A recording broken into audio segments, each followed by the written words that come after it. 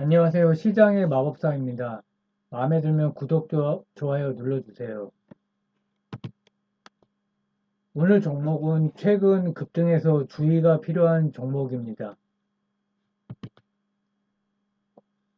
금양이라고 제가 3년 전에 유튜브에서 성장주로 다루었던 종목인데 당시에 2,000원 초반이었는데 최근에 4배 이상 상승을 했네요. 네, 참 주식 어렵습니다.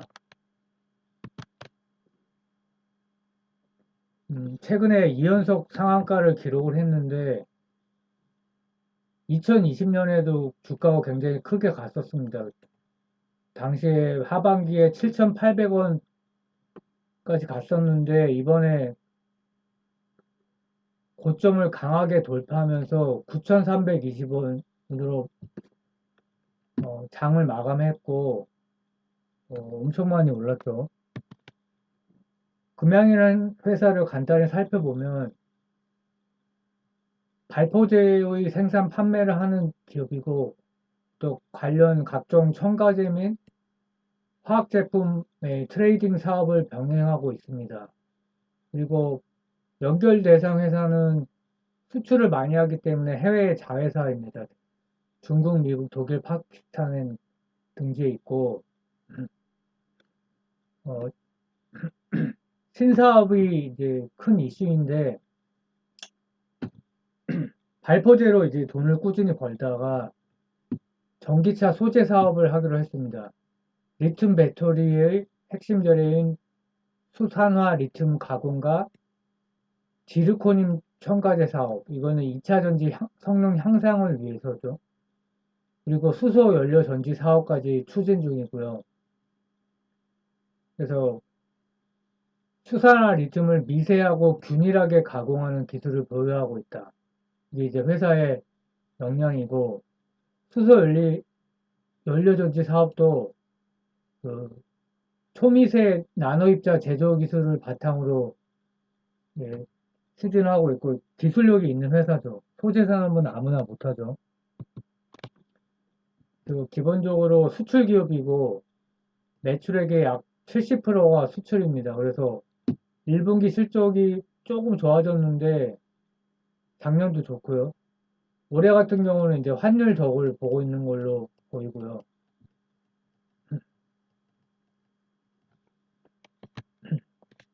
주주 구성은 이런 중소형주는 주주 구성을 항상 봐야 됩니다. 되게 중요하기 때문에 지분율이 낮으면 안 되고 너무 높은 것도 좀 문제가 될 수 있는데 유광지 대표이사께서 예전부터 하고 계시고 지분율이 41%, 또 자사주가 5% 가까이 있습니다. 1분기 기준 보고서고요. 지역별 매출은 이제 해외 매출이 70%인데 뭐 아시아가 제일 많고 아메리카, 유럽 쪽이 꽤 있고 아프리카 그리고 제일 많은 건 한국이고 그러나 어찌됐건 수출이 70% 비중인 기업이고요. 최근 급등 이유가 뭘까? 며칠 전에 이제 FS 리서치라는 데하고 하나증권 이 두 군데에서 보고서가 나왔습니다. 그래서 23년부터 2차 전지 관련 매출이 본격적으로 반영될 거라 구조적으로 회사가 성장할 거다 이렇게 보는 거죠. 기존의 발포제 사업은 성장이 정체되어 있는데 2차 전지 사업으로 회사 볼륨이 커진다. 세 번째로 국내에서 세 번째로 2170 원통형 2차 전지 개발에 성공했다. 그래서 용도는 2170 원통형 2차 전지 용도는 전기차용, 무선 전동 공구용, 킥보드, 전동 스쿠터 등 퍼스널 모빌리티에 이렇게 많이 사용되고 있다고 합니다. 그래서 회사가 이제 개발을 했기 때문에 라인을 본격적으로 확충하고 있고 연말까지 200만 셀, 그리고 2024년까지 이렇게 로드맵이 있는 겁니다. 그럼 1억 세일이 가동되면 연간 6천억 이상 매출이 예상된다. 그러니까 회사가 구조적으로 변하는 단계에 와 있고 이제 공급 체결을 눈앞에 두고 있다. 이렇게 기사가 나오고 있고 그 올해 매출도 뭐 작년보다 20% 영업이익은 50% 이렇게 전망이 나오는데 이거는 좀 이런 거는 항상 좀 과장이 돼 있죠. 그래서 성장 능력이 없던 회사가 2차 전지 수소 연료 전지 사업으로 성장 능력을 갖추니까 주가가 올라가는 겁니다.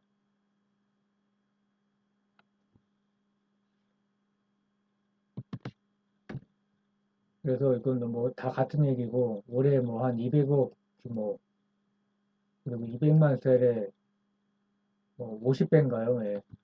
그래서 장기 비전이 확실한 기업으로 변모하고 있고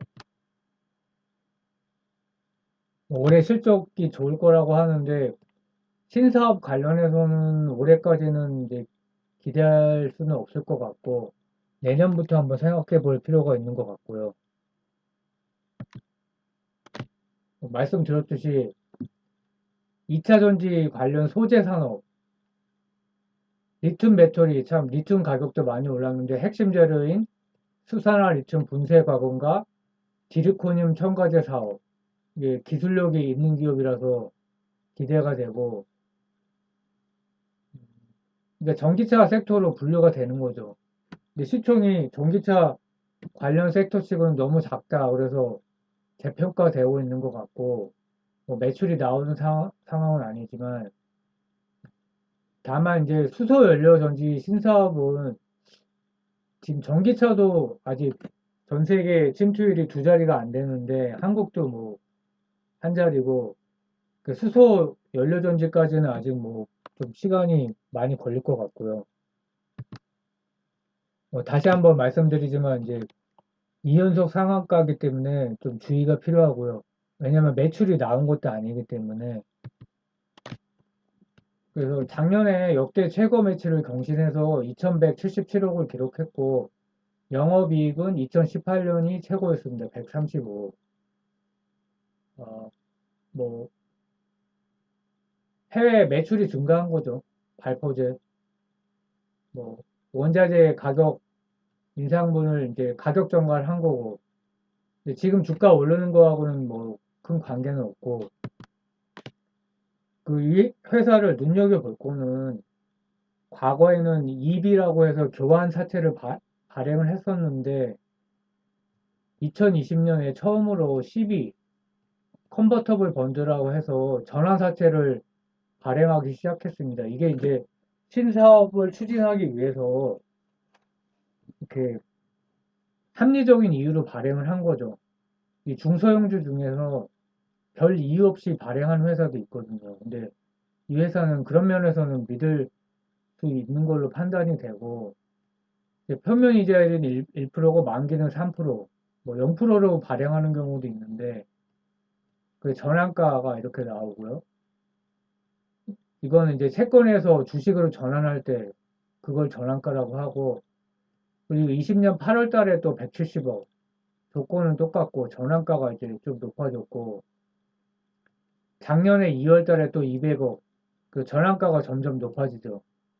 그래서 CB를 발행했을 때 제일 기본 원칙은 전환가 이하로 주가가 왔을 때 매수를 해야 된다는 겁니다. 근데 또 여기서 함정이 하나 있는 게 리픽싱이라는 게 있습니다. 전환가의 조정을 이제 리픽싱이라고 하는데 이게 발행사들 입장에서 유리하게 이 조정 그 전환가가 이제 내려가는 거죠. 이렇게 4,775원에서 그래서 이게 좀 문제가 많이 되고 있죠. 예전에 발행했기 때문에 이제 예전 조건으로 하는 것 같은데 그러니까 이런 거가 이제 물량이 나올 수가 있는 겁니다. 그래서 사례를 보면 이제 뭐 이렇게 최초 전환가는 이랬다가 내려가죠. 리픽싱이. 그래서 리픽싱을 항상 주의를 해야 됩니다. 이게 일반 투자자한테는 불리하기 때문에 공시를 잘 봐야 되고 그래서 CB를 매수하는 원칙은 전환가 공시를 보고선 전환가 이하로 내려가면 매수하되 리픽싱을 거의 뭐 대부분을 리픽싱을 한다고 보면 됩니다. 주가가 바로 가지는 않기 때문에. 그러면 리픽싱 하는 거를 몇 번 할 수도 있는데 보면서 이렇게 매수를 서두르면 안 되겠죠. 그래서 주가가 왜 이렇게 급등을 했을까? 근데 매출이 발생한 건 아니거든요. 원칙적으로는 매출이 발생을 해야 되는데, 그리고 기사가 사실 증권사 기사도 나오고 뭐 개발했다 기사가 났지만 원통형 배터리 6월 달에 이미 난 기사예요. 그때 이미 개발했다고 뉴스가 계속 나오죠. 갑자기 왜 뜬금포로 한 달 지나서 또 투상까지 했냐. 자, 일단 세력이 들어온 거는 확실하고요. 이렇게 시비를 발행하면 재무제표가 지저분해지는 경우가 많이 있습니다. 근데 금양 같은 경우는 실적이 견실하기 때문에 이제 그런 상황은 아니고요. 이렇게 앞으로 또 추가로 자금이 필요하니까 주가를 올려놓고 높은 가격에 발행하면 자금을 더 많이 조달할 수 있으니까 그런 의도가 혹시 있나 의심이 되고, 또 하나는 12 발행자가 이제 뭐 만기를 가지고 가는 사람도 있겠지만 차익 실현하고 싶은 경우도 있기 때문에, 그러면 이제 주식으로 전환해서 차익 실현해야 되는데 전환가 리피시가보다 높아야 되니까 세력이 낀 거죠. 뭐 누가 꼈는지 모르지만 주가를 올리는 거죠. 차익 실현하기 위해서. 이렇게 되면 이제 보통주 추가 상장했다 이렇게 또 뉴스가 나오는 경우가 많아요. 그래서 저는 세력이 올린 게 확실하다 이렇게 보고 있고, 왜냐하면 지금 2차전지 소재 관련 매출이 그냥 내년에 이제 청사진이 있을 뿐이지 아직은 전혀 모르거든요. 이런 경우에 보통 지연되는 경우도 많기 때문에 이거를 내년에 매출이 나온다 이런 것까지 믿어서는 안 돼요. 항상 많이 지연된다. 그래서 2020년에 그 7,800원까지 갔던 이유도 기대감으로 갔다가 그때 이제 전기차가 난리가 났었죠. 그래서 기대감으로 갔다가 매출이 안 나오니까 주가는 또 많이 내려갔다가 또 개발 소식이 있으니까 이렇게 다시 주가가 이제 하방이 견고하게 지지되다가 다시 올라간 거죠. 이런 경우에 일반 투자자가 좀 불리한 게 TV 발행사들한테 정보가 많이 제공이 될 겁니다. 리포트도 없어요, 이 회사는.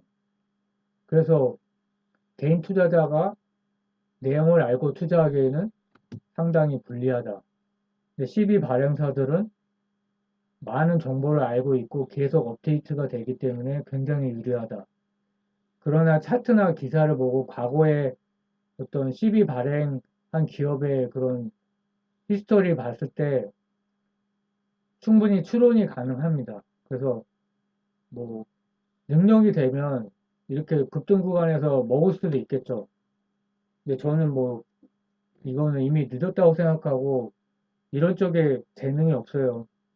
자신도 없고 게다가 투상한가기 때문에 이게 뭐 옛날에 뭐 어떤 회사처럼 10배 갈 수도 있겠죠. 근데 뭐 매출이 아직 안 나오기 때문에 주가가 이제 다시 어느 정도 내려가면서 또 매수 기회도 올 수 있다고 봅니다.